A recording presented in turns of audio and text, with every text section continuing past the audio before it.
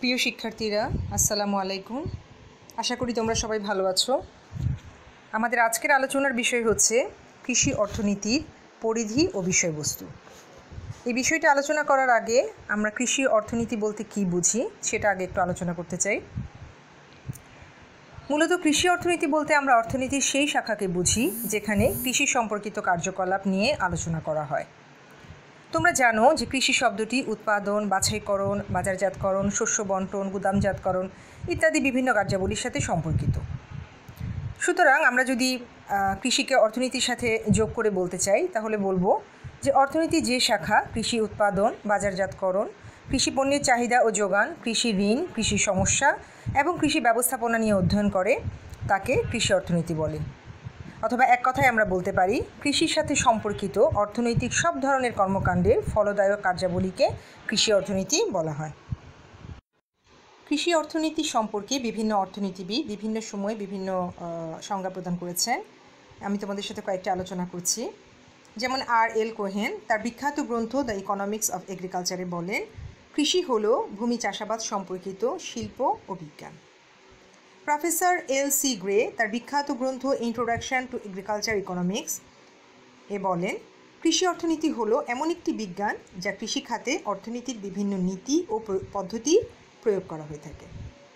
Professor গডউইনের মতে কৃষি অর্থনীতি হলো এমন একটি সামাজিক বিজ্ঞান যা ফার্ম এবং খামারের উৎপাদিত পণ্যের উৎপাদন পদ্ধতি, প্রক্রিয়াজাতকরণ, বন্টন ও ভোগের ক্ষেত্রে মানব আচরণ বিশ্লেষণ করে। G.O. ব্রায়ান কৃষিকে বিজ্ঞান, শিল্প এবং ব্যবসার ক্ষেত্র হিসেবে আখ্যায়িত করেছেন। তিনি তিনভাবে এটাকে ব্যাখ্যা দিয়েছেন। প্রথমত, কৃষি এক ধরনের বিজ্ঞান যা প্রত্যক্ষ ও পরোক্ষভাবে উৎপাদনের বিভিন্ন দিক নির্দেশ করে। দ্বিতীয়ত, কৃষি এক ধরনের শিল্প যেখানে উৎপাদন মুনাফার ভিত্তিতে পরিচালিত হয়। এবং তৃতীয়ত, কৃষি এক ধরনের ব্যবসা যা কৃষিজাত পণ্যের বাজারজাতকরণ সমস্যা নিয়ে আলোচনা করে। অতএব যাদের আলোচনা থেকে আমরা আবারও বলতে পারি যে কৃষি পণ্যের উৎপাদন প্রক্রিয়া হতে শুরু করে পণ্য সংরক্ষণ, বাছাইকরণ, বাজারজাতকরণ, কৃষি পণ্যের বন্টন ইত্যাদি সংক্রান্ত সকল বিষয়ে আলোচনাই হচ্ছে কৃষি অর্থনীতি। আজকাল কৃষি অর্থনীতি একটি দেশের অর্থনৈতিক উন্নয়নের ভিত্তি হিসেবে বিবেচিত হচ্ছে। তাছাড়া আধুনিককালে কৃষির উপর ভিত্তি করে বিভিন্ন শিল্প কারখানা গড়ে উঠেছে এবং কৃষি শিল্পে কাঁচামালের যোগান দিচ্ছে। তাই আধুনিক কৃষির পরিধি এবং বিষয়বস্তু ব্যাপকতা লাভ করেছে। এসব দিক বিবেচনা করে কৃষি অর্থনীতিকে একটি আলাদা বিষয় হিসেবে পাঠের প্রয়োজনীয়তা দেখা দিয়েছে। তো যাই হোক, আমরা আজকে কৃষি অর্থনীতির পরিধি এবং বিষয়বস্তু নিয়ে কয়েকটি পয়েন্টে আলোচনা করব। কৃষি অর্থনীতি পরিধি এবং বিষয়বস্তুর প্রথম যে পয়েন্টটি সেটা হচ্ছে কৃষি পণ্যের উৎপাদন। কৃষি অর্থনীতি কৃষি পণ্যের উৎপাদন নিয়ে আলোচনা করে। পণ্য কী জন্য উৎপাদন করা হবে, কী পরিমাণে উৎপাদন করা হবে, কোথায় উৎপাদন করা হবে, কাদের মধ্যে বন্টন করা হবে, এই সব কিছুই মূলত কৃষি অর্থনীতির বিষয়বস্তু।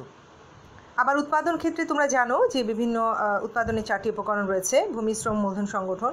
এই সম্পদগুলোকে আমরা কিভাবে ব্যবহার করতে পারি, কিভাবে কাম্যভাবে ব্যবহার করতে পারি, কতটুকু ব্যবহার হলে এগুলো প্রপার ওয়েতে ইউজ করা যাবে, এই সব কিছু নিয়েই অর্থাৎ এগুলোর কাম্য সংমিশ্রণ নিয়ে কৃষি অর্থনীতি আলোচনা করে থাকে। আমাদের দ্বিতীয় পয়েন্টটি হচ্ছে চাষাবাদ পদ্ধতি। কৃষি অর্থনীতির সাথে চাষাবাদ পদ্ধতি ওতপ্রোতভাবে জড়িত। আমাদের দেশে কৃষক সমাজ সাধারণত আধুনিক যন্ত্রপাতি ব্যবহার করে বৈজ্ঞানিক পদ্ধতিতে যে চাষাবাদ পদ্ধতি রয়েছে সে ব্যাপারে অনভিজ্ঞ থাকে। তারা মূলত সনাতন পদ্ধতিতে চাষাবাদ করে থাকে, ফলে কৃষি জমিতে কৃষির উৎপাদন আশানুরূপভাবে হয় না।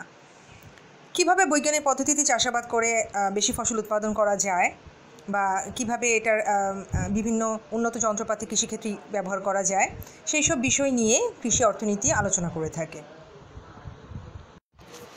3 নম্বর যে পয়েন্টটি আছে সেটা হচ্ছে কৃষি পণ্যের গুদামজাতকরণ। ভালো ফসল উৎপাদনের জন্য ভালো মানের বীজ খুবই প্রয়োজন।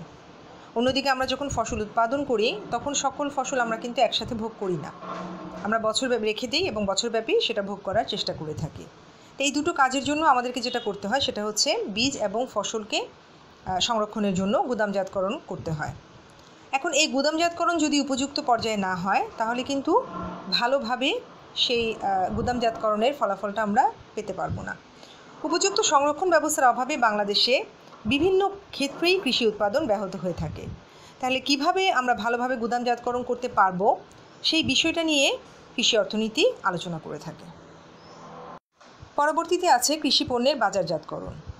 তোমরা জানো যে কৃষি পণ্যের বাজারজাতকরণের সাথে উৎপাদক, ফড়িয়া, দালাল, তারপরে বিভিন্ন শ্রেণী মধ্যস্বত্বভোগী এরা জড়িত থাকেন। আবার বাজারের ধরন এবং পরিধি কীরকম হয়, কিভাবে মূল্য নির্ধারিত হয়, এক এক জায়গার মূল্য নির্ধারণ এক এক রকম হয়ে থাকে ইত্যাদি অনেক উপাদান এবং সমস্যা জড়িত থাকে। এই ধরনের কাজকর্মগুলো, এদের ত্রুটিগুলো কী এবং এগুলো থেকে আমরা কিভাবে সমাধান করতে পারি এই সমস্যাগুলোকে, ইত্যাদি এই সকল বিষয় নিয়ে কৃষি অর্থনীতি আলোচনা করে থাকে। পরবর্তী পয়েন্টটি হচ্ছে কৃষি ঋণ ও অর্থায়ন। এই পয়েন্টটি খুবই গুরুত্বপূর্ণ, কারণ তোমরা জানো যে আমাদের দেশের অধিকাংশ কৃষক গরিব হয়ে থাকেন, যারা আসলে সেইভাবে অর্থায়ন করতে পারেন না তাদের কৃষি জমিতে। তো কৃষি পণ্যের উৎপাদন এবং বিপণনের জন্য অর্থসংস্থানের প্রয়োজন রয়েছে, এটা আমরা সবাই জানি। তাই অর্থসংস্থানের বিভিন্ন উৎসের নীতিমালা, ঋণের ধরন, মেয়াদ, সুদের হার ইত্যাদি উৎপাদন এবং বাজারজাতকরণকে বিভিন্নভাবে প্রভাবিত করে থাকে। এইসব নীতিমালা যদি ভালো না হয় তাহলে কৃষক ঠিকভাবে ঋণ নিতে পারে না এবং সেটা সে তার কৃষিক্ষেত্রে প্রয়োগও করতে পারে না। তোমরা জানো যে সাধারণত গ্রাম ক্ষেত্রে যেটা হয়ে থাকে যে বিভিন্ন মহাজনের কাছ থেকে কৃষকরা ঋণ নিয়ে থাকে এবং উচ্চ সুদে ঋণ নিয়ে থাকে, যার ফলে পরবর্তীতে সেই সুদ শোধ করতে গিয়ে তাদের আসলে হাতে আর কিছুই থাকে না, প্রফিটের ম্যাক্সিমামটাই সেই অর্থে তাদের হাতে, মহাজনদের হাতে চলে যায়। তো সেই কারণে সরকারি বিভিন্ন যে উৎসগুলো আছে তারা কীভাবে কৃষি ঋণ দিচ্ছে এবং এই কৃষি ঋণগুলোর যে নীতিমালা রয়েছে সেগুলো যদি সহজ পদ্ধতিতে কৃষকদের হাতে পৌঁছানো যায় তাহলে এটা অধিক ফলপ্রসূ হবে। কাজেই কৃষি অর্থসংস্থানের সাথে জড়িত বিভিন্ন সমস্যা এবং তার সমাধানের বিষয়টি কৃষি অর্থনীতির অধীনে আলোচনার অধীনে চলে আসে। পরবর্তী পয়েন্টটি আমাদের ঝুঁকি এবং অনিশ্চয়তা। এটাও কৃষি অর্থনীতির আলোচনার খুব একটি গুরুত্বপূর্ণ বিষয়। তোমরা জানো যে বেশিরভাগ সময়ই কৃষি প্রকৃতির উপর নির্ভরশীল থাকে, ফলে এখানে ঝুঁকি এবং অনিশ্চয়তার মাত্রা অনেক বেশি পরিলক্ষিত হয়। মূলত পণ্যের উৎপাদন থেকে আরম্ভ করে বাজারজাতকরণ পর্যন্ত বিভিন্ন পর্যায়ে কৃষক বিভিন্ন ধরনের ঝুঁকি এবং অনিশ্চয়তার সম্মুখীন হয়ে থাকে। এই ধরনের ঝুঁকি এবং অনিশ্চয়তাগুলো কী ধরনের হতে পারে এবং কীভাবে এগুলোকে মিনিমাইজ করা যায়, এইসব বিষয় নিয়ে কৃষি অর্থনীতি আলোচনা করে থাকে। 7 নম্বর যে পয়েন্টটি আছে সেটি হচ্ছে রাষ্ট্রীয় নীতি। বর্তমান যুগে প্রায় প্রতিটি দেশেই কৃষি পণ্যের উৎপাদন, মূল্য, সম্পদ বন্টন ইত্যাদি বিভিন্ন কার্যাবলীর সাথে রাষ্ট্র প্রত্যক্ষ বা পরোক্ষভাবে জড়িত থাকতে দেখা যায়।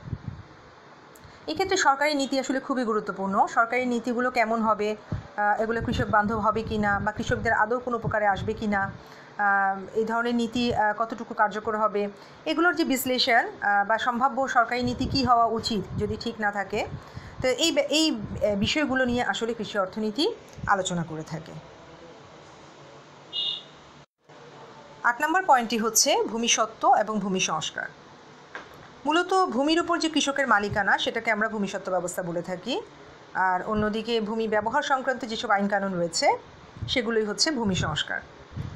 তো বাংলাদেশের কৃষকদের আসলে অনেকগুলো সমস্যা রয়েছে। এর মধ্যে একটা অন্যতম সমস্যা, যেমন জমিগুলো ক্ষুদ্র ক্ষুদ্র খণ্ডে বিভক্ত থাকে উত্তরাধিকার সূত্রে পাওয়ার ফলে, যেহেতু অনেক ভাই বোন থাকে সুতরাং জমিগুলো ক্ষুদ্র ক্ষুদ্র খণ্ডে ভাগ হয়ে যায় এবং তোমরা জানো যে ক্ষুদ্র ক্ষুদ্র খণ্ডে ভাগ হয়ে গেলে আসলে সেইখান থেকে সেই অর্থে ফসল সঠিকভাবে পাওয়া যায় না এবং এর মাধ্যমে মাঝখানে যে আইল দেওয়া হয় তার মাধ্যমে আসলে কৃষি জমি অনেকখানি কমেও যায়।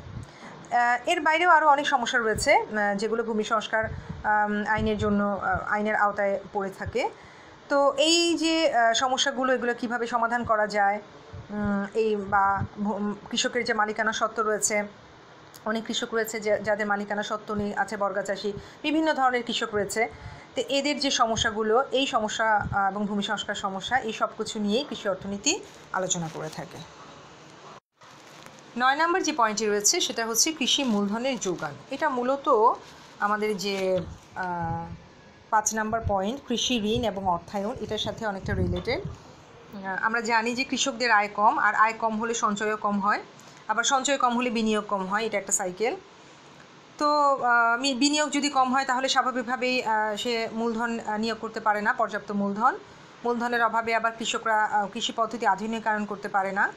তো এই যে একটা সাইকেল চলে আসছে যে আয় কম বলে সঞ্চয় কম, সঞ্চয় কম বলে বিনিয়োগ কম, বিনিয়োগ কম বলে মূলধন কম, এই জিনিসটা থেকে কিভাবে তাদেরকে বের করে আনা যায়, বা কৃষকদের যে মূলধনের স্বল্পতা, এই সব বিষয় নিয়ে কৃষি অর্থনীতি আলোচনা করে থাকে।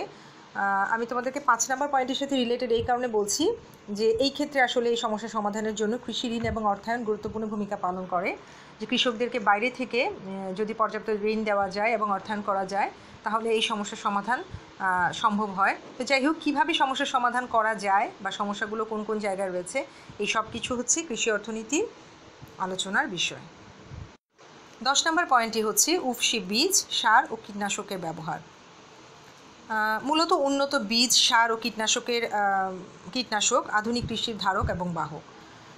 যদি আমরা উন্নত জাতের বীজ, সার, কীটনাশক ইত্যাদি ব্যবহার করতে পারি, তাহলে আমাদের ফলন ভালো হবে। আর যদি আমরা সনাতন পদ্ধতির বীজ, সার এগুলো ব্যবহার করি বা সার ব্যবহার না করি, কীটনাশক ব্যবহার না করি, তাহলে অনুন্নত মানের বীজ ব্যবহার করি, তাহলে আসলে আমাদের ফসল আশানুরূপভাবে হবে না। তো এই যে উন্নত জাতের সার, বীজ এবং কীটনাশকের ব্যবহার, এগুলো আসলে হুট করে ফেলা যায় না। এগুলোর ব্যাপারে পর্যাপ্ত প্রশিক্ষণের প্রয়োজন রয়েছে। কিভাবে কতটুকু মাত্রায় দিতে হবে, কিভাবে ইউজ করতে হবে, কিভাবে সংরক্ষণ করতে হবে, এই সব কিছু আসলে জানার একটা বিষয় রয়েছে। তো এই জানার বিষয়গুলো ক্লিয়ার করার জন্য ট্রেনিংয়ের ব্যবস্থা করতে হয়, বা এই সংক্রান্ত যারা বিশেষজ্ঞ আছেন তারা যান কৃষকদের দাঁড়ে গিয়ে তাদেরকে এই ব্যাপারে সচেতন করে তোলেন। এই সব কিছু আসলে কিভাবে করা যায়, কিভাবে সমস্যার সমাধান করা যায়, কিভাবে তাদেরকে আধুনিক কৃষিমুখী করা যায় বা আধুনিক প্রযুক্তি নির্ভর করা যায় কৃষকদেরকে, সেই বিষয়টা নিয়ে মূলত কৃষি অর্থনীতি আলোচনা করে থাকে। পরবর্তী পয়েন্টটি হচ্ছে সেচ ব্যবস্থা। অধিক ফসল উৎপাদনের জন্য মূলত কৃষিখাতে প্রচুর সেচের সুবিধা থাকা দরকার। আমাদের দেশে আসলে পানিও আছে প্রচুর, যেহেতু নাতিশীতোষ্ণ অঞ্চল বা মৌসুমী বায়ুর প্রভাবে আমাদের প্রচুর বৃষ্টিপাত হয়ে থাকে। কিন্তু যখন বৃষ্টিপাত হয়ে থাকে তখন দেখা যায় যে এত বেশি পানি হয়ে যায় যে বন্যায় সব কিছু ভেসে চলে যায়। আবার যখন শুকনো মৌসুমে, তখন আমাদের পানির অভাবে হয়তো জমিগুলো শুকনো খটখটে হয়ে যায়। বা তোমরা জানো যে উত্তরাঞ্চলে ওই সময় মঙ্গা, বিশেষ করে শীতকালে মঙ্গা পরিলক্ষিত হয় পানির অভাবে। তো এই জিনিসগুলো, এগুলো আসলে যদি আমরা সমন্বয় করতে পারি, যেমন আমরা যখন বৃষ্টি হবে তখন পানিগুলো ধরে রাখবো এবং সেই পানিগুলো যথাযথভাবে আমরা মঙ্গা পীড়িত যে এলাকাগুলো রয়েছে বা শীতকালে ব্যবহার করতে পারবো। এটা যদি আমরা করতে পারি, তাহলে আমরা ঠিকঠাক মতো ফসল আমরা পেতে পারি। তো সুতরাং পানি সেচ এবং বন্যা নিয়ন্ত্রণ কৃষি অর্থনীতির একটি গুরুত্বপূর্ণ বিষয়। আমাদের সর্বশেষ যে পয়েন্ট, সেটি হচ্ছে জলবায়ুর উপর নির্ভরশীলতা। কৃষিকার্য মূলত মৌসুমী জলবায়ুর উপর নির্ভরশীল। কৃষি ফসলের জন্য আসলে প্রচুর বৃষ্টিপাতের প্রয়োজন হয়, কিন্তু সেই বৃষ্টিপাতটা হতে হবে সময় মতো যদি বৃষ্টি হয় তাহলে ফসল অধিক হয়ে থাকে। কিন্তু দেখা যায় যে মৌসুমী বায়ুর প্রভাবে বাংলাদেশে অনিয়মিত বৃষ্টিপাত হয়ে থাকে। যখন আমাদের আসলে বৃষ্টির দরকার তখন হয় না, আবার যখন বৃষ্টির দরকার হয় না তখন এত বেশি বৃষ্টি হয় যে একটু আগে যেটা বললাম যে বন্যা হয়ে যায়। ফলে কৃষিকার্য মারাত্মক বাধার সম্মুখীন হয়ে থাকে। তো এই যে জলবায়ু দ্বারা যে কৃষি প্রভাবিত হয়ে থাকে, এই সংক্রান্ত আলোচনা, জলবায়ু সংক্রান্ত, সেটা কৃষি অর্থনীতির আলোচনার বিষয়বস্তু। তো অতএব উপরে আলোচনা থেকে আমরা যেটা দেখতে পাচ্ছি সেটা হচ্ছে যে কৃষি পণ্যের উৎপাদন প্রক্রিয়া থেকে শুরু করে যে পণ্য সংরক্ষণ, বাছাইকরণ, বাজারজাতকরণ, কৃষি পণ্যের বন্টন ইত্যাদি সকল বিষয়ই আসলে কৃষি অর্থনীতির আলোচনার বিষয় হয়ে থাকে। আর যেহেতু তোমাদেরকে শুরুতে আমি বলেছি যে কৃষি অর্থনীতি একটি দেশের অর্থনীতির উন্নয়নের ভিত্তি হিসেবে বর্তমানে বিবেচিত হচ্ছে, তাই আধুনিক সমাজে যে কৃষি অর্থনীতির সমস্যাসমূহ রয়েছে সেগুলো সমাধান করা একান্ত জরুরি। আর এই সমাধান করার জন্য আসলে কৃষি অর্থনীতি পাঠের কোনো বিকল্প নেই। তো যাই হোক, এই হচ্ছে আজকে আমাদের পড়া। তোমরা ভালো থাকবে। আমরা পরবর্তী ক্লাসে আবার তোমাদের সাথে আমার দেখা হবে। আল্লাহ হাফেজ।